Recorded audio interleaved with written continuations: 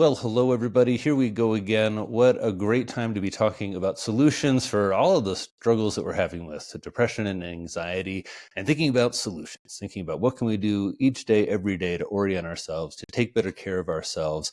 We know there's so much about gut and mental health out there. There's so much great new science. There's so much information and false promises. So I really am excited to have Dr. Elena Ivanina, who is one of my just good friends and favorite gut doc friends. Ivanina, Dr. Ivanina, thank you for joining us. Welcome to the Depression and Anxiety Solutions Summit. Thanks, Drew. Thanks so much for having me today. Well, you know probably as much as anyone, you have founded the Center for Integrative Gut Health in New York City. And so you see it all the time. Those of us really struggling in some ways, everybody watching has probably had some gut health problems. And if you're here in this Solution Summit, you're thinking about your mental health. So can you tell us just quickly, what do you see as the relationship between mental health and gut health? Sure. So the gut brain axis is a really fascinating connection, and it is complex in a beautiful way in that one affects the other and the other affects, right? Like it goes both ways. And so when we talk about the gut brain axis, we actually are, when we say gut, we're actually thinking about the gut's nervous system, right? The second brain, we hear that term. It's over 100 million cells that line the entire gut from your esophagus to your rectum and plays a key role in understanding what's going on in the gut, digestion, and everything else. And it communicates with the central nervous system, of course, your brain. And one of the most interesting ways that they do communicate is through the vagus nerve.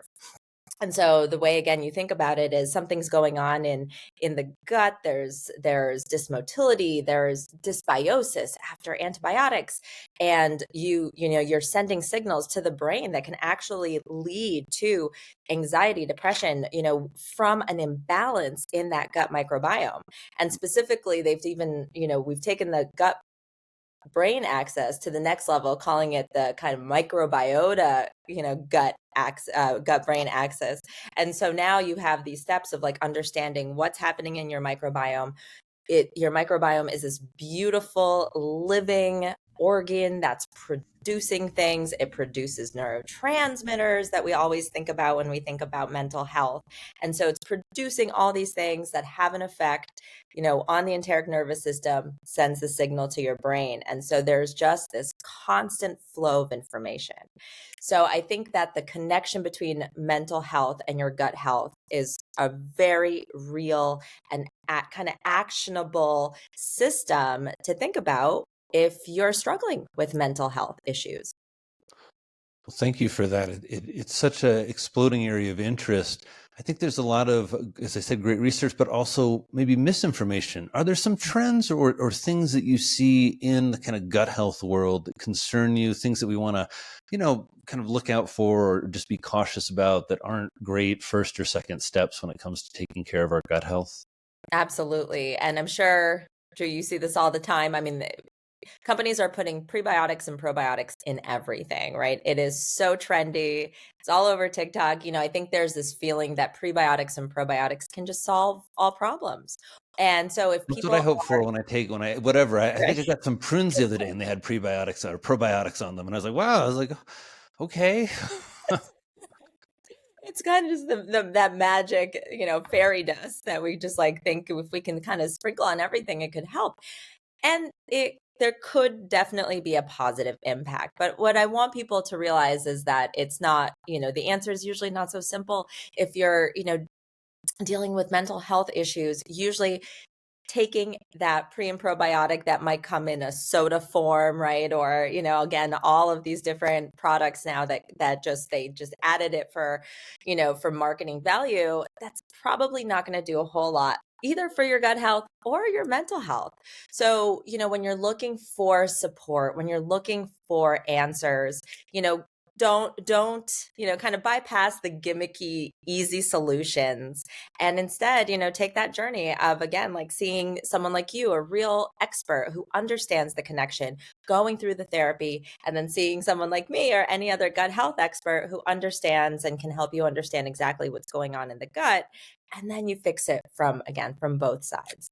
If we're thinking some of these things like probiotic and prebiotics, let's talk about because they're really important ideas and they are getting marketed to us a lot. I love the idea that you put out there, which I think everybody listening it resonated with me because I'm susceptible to it just like you are, which is we hear about this quick thing. Oh, I'm just going to put probiotics in my soda or anything, everything, and it's like magic dust. And we know Yeah. mental health is complex. Mhm. Not that it requires more work, but it certainly requires more attention, especially if you're in the Solution Summit. Maybe there's some symptoms and struggles that you're having, and so I think the big message here is in some ways find a partner with your gut health or find a reliable source of information like Dr. Yep. Ivanina, where you're not just getting sold some products, you're really getting a good set of information. Well, Yep. let's get into the what to do about our microbiota and what to do about things like probiotics, prebiotics, and Mhm. fermented foods. Mm. Can we hear these terms all the time, and I just want to make sure we're all on the same page. Dr. Ivanina, can you tell us what's a prebiotic, what's a probiotic, what are fermented foods? Sure, absolutely. So prebiotics are plants. They are carbohydrates that feed your good bacteria. So they are found in foods. They are found in basically all plants, anything that has fiber, right? So prebiotics equals fiber, feeds your microbiome. Probiotics are the live organism. So that's actually when again, look at your bottle of probiotics and you see that lactobacillus, right? So that is the actual live organism.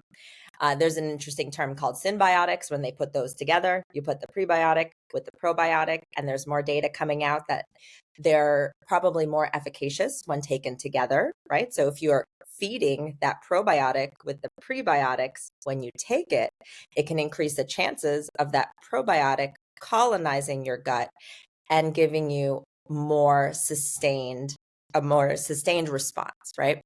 And then fermented food is basically food with live cultures in it that's been kind of cultivated, right? Where you have a starter, right? Like with kombucha, you have SCOBY, or with miso soup. You have a live culture or a live yeast, a live bacteria. You usually add some sugar. That bacteria will grow, it'll produce other bacteria, and you get this beautiful, diverse live bacteria, live yeast in an actual food. So it has probiotics in it, but it is actually something you can eat and buy at your supermarket. One of the things that probiotic products have are a number of colony forming units or Mhm, CFUs. mhm. And I've looked into fermented foods, and it seems things like kefir, for example, have a lot more CFUs than something even like a yogurt or a sauerkraut. Are there a number of CFUs that you shoot for when people are struggling with their mental health, or is there some number that we should shoot for, or is it more getting a certain number of fermented foods a day? What's kind of your general advice if we're wanting to improve our mental health, or at least follow some of the latest science that a diverse microbiome seems to confer some mental health benefits? Yeah, absolutely. So I think that when talking about probiotics and when you're using specific probiotics, with intention to solve a problem, especially based on science, then you review the studies and you kind of understand that there are a certain amount of CFUs that would make the intervention more effective. But I think when it comes down to fermented food, the concept of food as medicine, for me, thinking about CFUs and in food and having someone kind of, have to take that into consideration, I I personally like to avoid that piece because some people find just kind of like counting calories or counting carbs or counting the macros in food, like it can cause some health anxiety, right? Oh And boy, then we you'll all know that. Everybody listening, right, right? We're just like, oh, I didn't get my whatever it is steps. My sleep score was off. right. I didn't get my 50,000 CFUs. Yeah, right. So I try to limit the amount of kind of details around food as medicine as far as, yeah, like counting CFUs of their fermented food. Maybe it's not readily available on the label. And so then you would be, again, have increased anxiety. So instead, for me, it's about servings per day, right, Drew? And it's at minimum one serving. And most people have zero servings, right? So even adding that one serving of fermented food can really, first of all, it does take an effort, right? You're going to find these foods. They're not like, a simple food like white rice or an apple, right? These are foods that have a lot of flavor. They are, take some time to kind of figure out a way that you can incorporate them into your diet. So I always tell everybody, start with one fermented food a day, right? You try them all out. You try natto, right? Natto is a very distinct flavor, very distinct smell, right? I For think of these natto fermented. sort of advanced. I think I've had it once. I kind of want to appeal to the mom in you that has,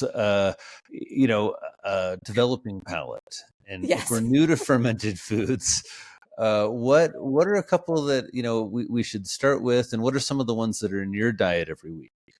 Yeah. So I would say that probably the first fermented food, the intro fermented food for me is like a miso paste or miso soup.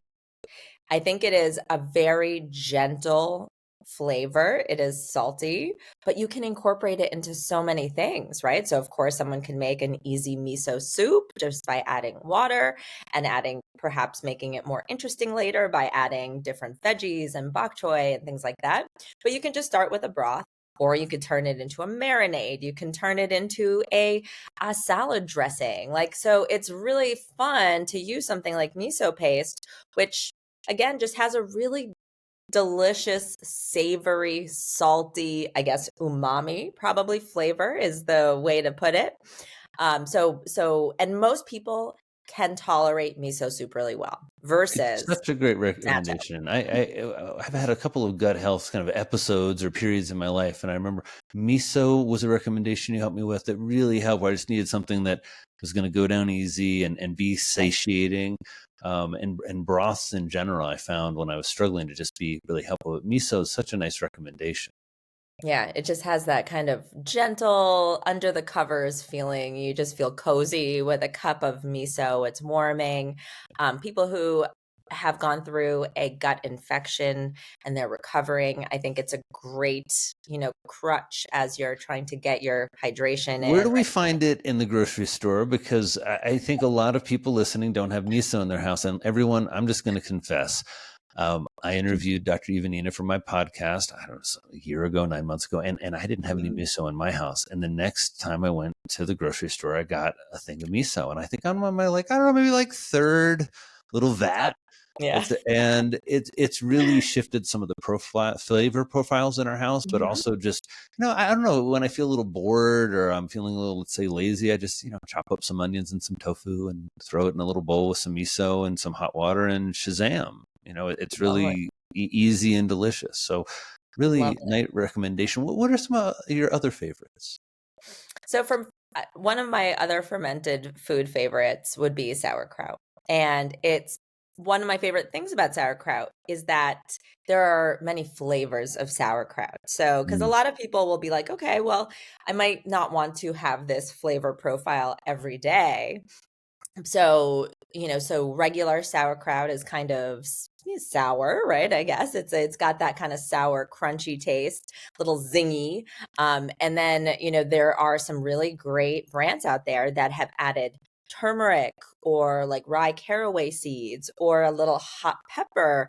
And I find it so enjoyable to just have a big heaping tablespoon of a different flavor of sauerkraut on something simple. Like, you're getting your white rice or brown rice, broccoli with tofu, from your local Chinese takeout store, but then you bring it home and you put a big whopping tablespoon of sauerkraut in it, and it is great for bowel movements. Everybody, this is my favorite solution so far, the takeout food brain health solution. And we're going to put a little scoop aside. Well, because we're all there. It all happens to us. I think we're here to all be honest and upfront about the fact that we do order in food sometimes, and we shouldn't feel Exactly. awful about that. We should have tools to make that as healthy as we can, as good for our Yeah. mental health as we can. So I love that solution of Mhm. having a really stocked condiment shelf with Yeah. some different flavor profiles of sauerkraut or different fermented foods that you like, and adding them into your salads, adding them into your takeout order,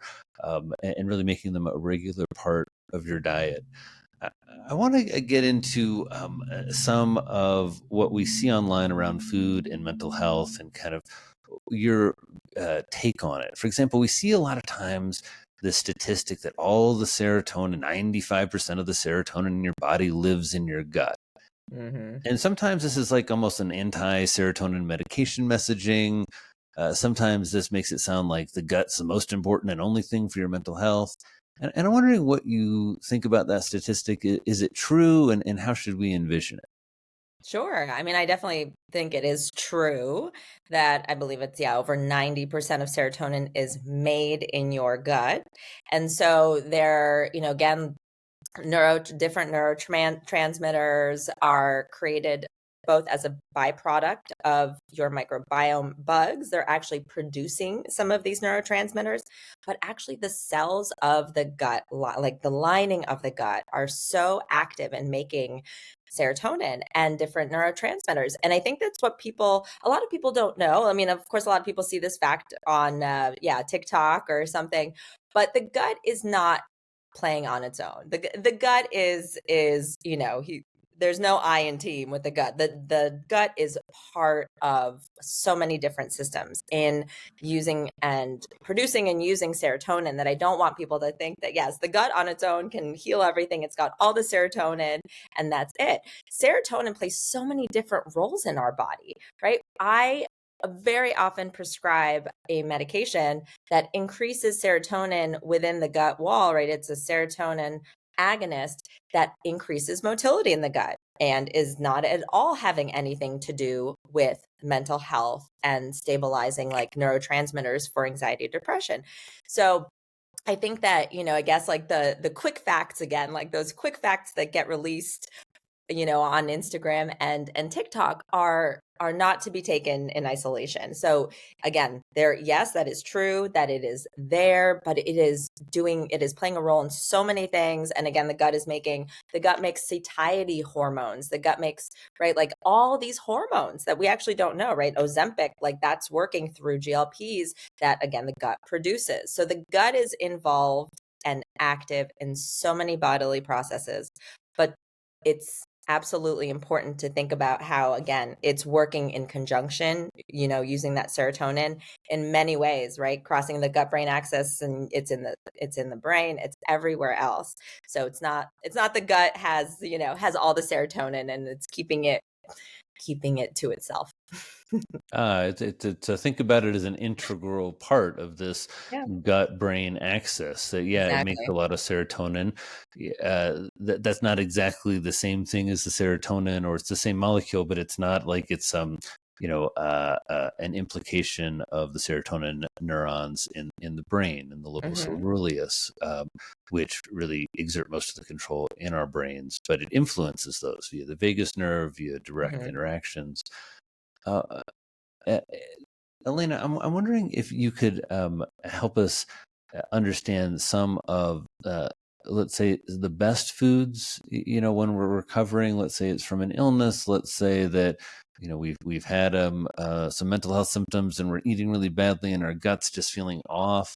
When you kind of need, I don't want to call it a reset, but just something that works. We talked about miso soup. What are some of the other foods that feel like good and safe foods for you, for most people, as a place to start rebuilding gut health? Sure. So yeah, so definitely after a infection or after not eating well, perhaps you went to a wedding or bachelorette party or something, you feel it again. You always feel it in your head too, right? You just feel fatigued. You're like, "Oh my gosh, I can't believe I did that to myself," right? You feel your whole body feels what your gut just went through. And it's mostly, I would say, because of what happened to your microbiome. There was such microbiome devastation, and that is very well known for, post viral situations and after recovering, let's say from COVID, all that inflammation, everything that, has happened in the gut. We know there are receptors for COVID in the gut. It has wiped out the microbiome. It's wiped out the enzymes, the brush border enzymes that help people digest food. And so now you are just feeling so lousy. So the important thing is to be very gentle, right? So again, kind of easy, gentle comfort foods. And I always lean on white rice and miso soup. So cooled white rice is actually a prebiotic. It's actually a resistant starch. And a resistant starch is probably one of our richest categories of prebiotic foods that basically bypass most of your gut.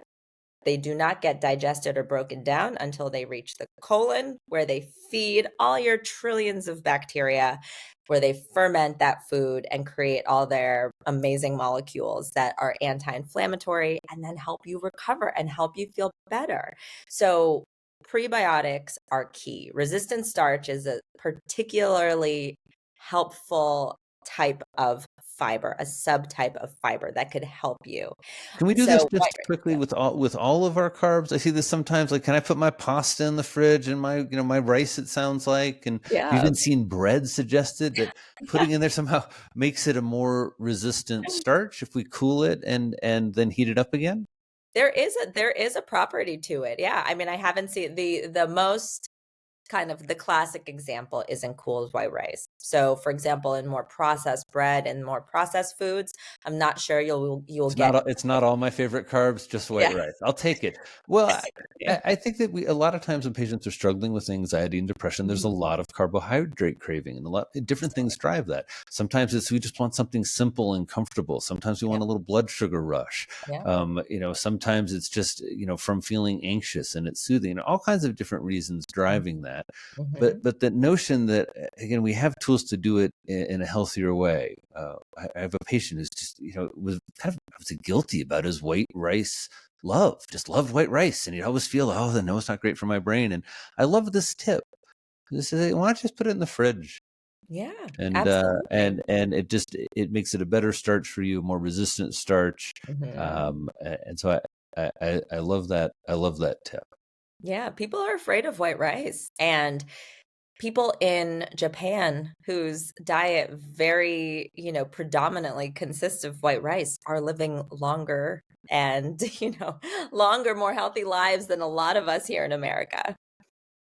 Yeah, that is a kind of striking fact that, for all of the concerns we have about sugars and carbohydrates and white rice being stripped of all the nutrients, Mhm. there is a way that it's a foundational diet for a lot of Mhm. cultures that aren't Yep. struggling with obesity, diabetes, certainly still struggling Cancer, with yeah. pretty much the same rates of mental health problems. But Mm. well, tell us a few more safe foods. Some white rice that are resistant starch. You have a couple others. Do you like cooked vegetables? Like, how do we get these good fibers besides the resistant starches down there? Yep. So, you want to kind of slowly build. So again, my favorite foundation is that cooked cooled rice, resistant starch, plus something like miso soup. If you can get the prebiotics and the probiotics together, that symbiotic relationship, Drew, you have a increased, probability that it will really help grow and impact your microbiome. So, and it's so simple, right? So simple. Then you can start adding things to that foundation, right? So then in general, if you're again recovering from, an insult to your gut, you want to have cooked vegetables, you want to have no skin on the vegetables if possible, right? That's really that kind of high residue that is harder for your gut to digest, right? The Mm. actual skin. So for example, if you want to skin some zucchini, some squash, you want to roast them, then you want to put them in a soup. You can even add some miso paste, right? You can start incorporating vegetables. People sometimes do better with low FODMAP vegetables. That is a specific type of carbohydrate that is less likely to cause gas, bloating, and a change in your bowel movements. Mm. This is a concept in IBS, the low FODMAP diet, low fermentable oligo monosaccharides, and polyols. So different types of carbohydrates. All plants are carbohydrates that may be more gentle on your gut. I feel like I'm back in med school in a study group with you. I'm like, can you say that again, Elena? Well, everybody, FODMAPs is it's an interesting let's say a piece that a lot of people are seeing when you get into if you're struggling with your gut health in any way, with so many Yeah, patients, people struggling with anxiety and depression are, you instantly yeah. get into the FODMAP. Sometimes I see that list and my eyes glaze over. It's hard. It's Yeah, and are there some, I would say usual suspects that you see, sure there's the big list, but these are the 4 or 5 FODMAP foods that, just try and reduce maybe for a little while and see if that helps. Oh yeah, the big ones. Two biggest ones, dairy and wheat. By Okay. far the most troublesome out of the group. I would say the other very famous ones are garlic and onions. Those are, as you know, some of the healthiest plants to eat with antibacterial properties, antiviral properties, anti-yeast, candida properties. There's so many good, parts of eating garlic and onion. But when your gut is, when your microbiome is depleted, then it is very difficult to process those types of healthy foods. And it is actually, I would almost say, like, it's an epidemic of people not being able to digest garlic and onions. They didn't even, at the Met Gala, they actually remove all garlic and onions from everyone's plate because it's like such a common cause of producing excess gas and discomfort. So people are like, no garlic and onions. And I'm like, oh no, No this is farts not at the good. Met Gala. Not in that dress. Nope. That I did. Well, I mean, those are usually some of our favorite foods. I say when I was learning to cook, it kind of felt like everything started with some olive oil, sautéing an onion, Yeah, yeah, sautéing garlic. So that maybe is a tough recommendation for some people. But if your diet is really based on those, maybe minimizing a little bit again as you rebuild. If you've yeah, been having some problems, as kind of brush border and establish maybe a little more diversity. Those are really helpful. The thinking about dairy and wheat products as being FODMAP foods, I think, is also maybe helpful because so often that's just contained around like gluten, and mhm, there's been so much controversy about that. But certainly, people are really struggling with gluten and gluten intolerance. yeah. As everybody who's had a mental health concern wonders that, right? Like, It oh, is it it the gluten? Is is a it the gluten. dairy? Mhm. Is there some way that we can figure that out either with blood tests, or do we just need to take a little time off and see what happens? Yeah, so it's a good point because there are definitely cases where food drives, again, symptoms in the gut that will worsen mental health and worsen fatigue. And I think that dairy and sometimes gluten can be the causes for sure for many cases, because they are very difficult to digest. They are. So in nature, right, we're actually not meant to break down dairy after childhood and when you're breaking down breast milk, right? That lactase enzyme is supposed to plummet. That is normal. But because of our agricultural, industrial revolution and, the way we've evolved, we've persisted in eating dairy. And so that enzyme has persisted. And so there are many reasons that people may not be able to handle dairy products later. And there is a test. It is a hydrogen breath test that you basically can do a simple breath test at home to see if you are lactose intolerant. During endoscopy, I also biopsy for those enzymes in the small intestine. So I actually can get a list of, okay, this is how much lactase you have. This is how much sucrase you have. This is your maltase, You palatase. mean like take a little chunk of my body and tell me like, oh, this works and this doesn't? Like, makes sense. Wow. Yeah, it's great, right? It's like precision medicine, right? At the core, like you can digest this, you can't digest that. So you definitely can measure, and then of course elimination diet for dairy, to do an elimination for up to, I would say a month. You could definitely see if it makes a difference for you. But dairy is a complex, difficult carbohydrate with the lactose, and then it's got all the proteins that are hard to digest as well, right? Casein and whey, and then it's got the hormones. So again, dairy is a complex food that for many people, it's delicious and many people enjoy it. But again, it's so hard to digest. So it's a good culprit to think about if you're experiencing gut issues. With gluten is also a very difficult, complex protein for your gut to break down, right? We know about 1% of the population has celiac disease, which is an actual autoimmune disease, which is very important to diagnose, because if you have it and you continue eating gluten, it will cause so much inflammation in your gut that there are actually a very small percentage of people who can even develop T-cell lymphoma from continuing to eat gluten in the setting of celiac.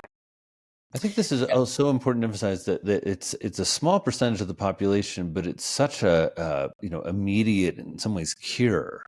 Right? You're Yeah. removing the offending agent. When you remove gluten, the immune system isn't activated. You don't have the inflammation. Because it's so clear, it also, I think, gets really kind of generalized. Yeah. That it's not 1% of the population; it's all of us. Yeah. And still, one part of this, in terms of celiac disease, if you've been having lots of gut health issues, you eat carbohydrates, you eat wheat products, and you have lots of, this is bloating, diarrhea. It's like, it's pretty quick, like within an hour or two that, I eat wheat and have problems. It's not that clear, Drew. It's not that clear. Celiac Mm. is, some people call it, it's one of those conditions that produce so many symptoms around your body, right? I think in the past in medical school, you would compare it to syphilis, right? Because you would have, oh my gosh, this one condition can cause something in, every system in your body. How is that possible, right? But it does. Celiac, I don't know if you remember, there was a New England Journal case report about a suicidal patient in the ER who was, Mm. it ended up that everything was due to celiac, Drew, right? Everything, all her mental health problems, that led to suicide attempts Mm. were from celiac disease.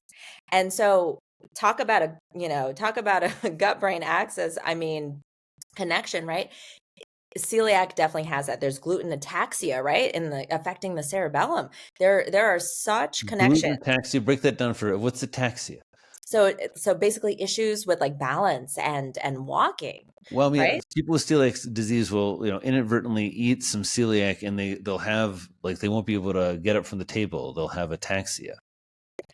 It's usually more chronic, Not presentation. not an immediate like But that. Okay, it's more of a chronic that you just are always having inflammation. Well, yeah. I think both with the suicidal symptoms, that's actually now, I believe, Dr. Jeff Miller at Columbia, who's the head of neuroimaging, has Mhm. kind of mapped out this connection between Wow. inflammation and Mhm. specific types of inflammation in the brain and suicidal thoughts. And so that New Mhm. England case report, it used to sound like one of these really extreme cases, and it is more of a very good example of how inflammation does relate to our mental health. This isn't kind of, I don't know, out there integrative medicine stuff that conventional medicine isn't also incorporating and thinking about, and then it's just really great science now behind how the gut affects inflammation and how we can Mhm. affect the gut to influence inflammation. Wow, so many actionable tips, so many, I hope, new foods for everyone watching, in terms of, and listening, in terms of things that may not be in your house. Maybe if you're struggling with your gut health, some new ideas and some hope. That I think so many individuals are struggling both with chronic mental health symptoms and with chronic gut issues, and sometimes when those seems interrelated and you're having a hard day, boy, it's certainly overwhelming.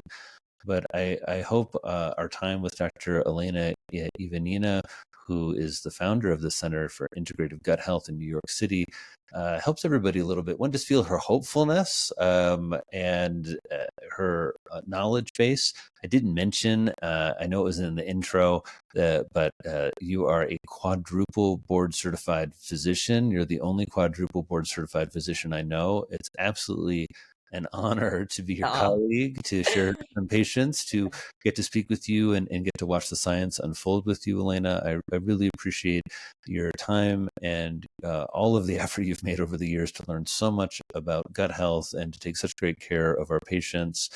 Everyone, We'll have all of the show notes and transcripts up on the Summit website, of course, along with links to Dr. Elena Ivanina's center in New York City, and also all of the great information she has on her website. She's also a great follow on social. I always love it when your posts come up in my feed because they're just positive, they're inspirational. They usually have some tasty miso inspired dish. Yeah. I'm wondering if you can just leave us all, everybody watching, just a one last thought about a solution that really has worked and helped you with your mental health. Sure. I think, like most people, I've had struggles with anxiety, depression, and I think, what's struck me in the data is they found in anxiety and depression there is a decrease in the diversity of the microbiome. And so I would say that one actionable piece is diversify, diversify, diversify. Get in Hmm. all those veggies, all those plants, all those seeds, all those foods at the farmers market that you have never tried. Try 30 different foods a week if you can. Make it fun, incorporate it, with friends, family, and add those, fermented actual probiotic live foods. And so just grow that microbiome that will help support your mental health. Wonderful. Wow. Well, thank you so much for that. Everybody, you've got your marching orders: more plants, more fermented foods. Take care of your gut health and think about the really important role it plays in affecting our mental health. I'm Dr. Drew Ramsey, your co host for the Depression and Anxiety Solutions Summit, and I can't wait to see you in the next episode. Until then, take great care of your mental health, and I'll talk to you soon.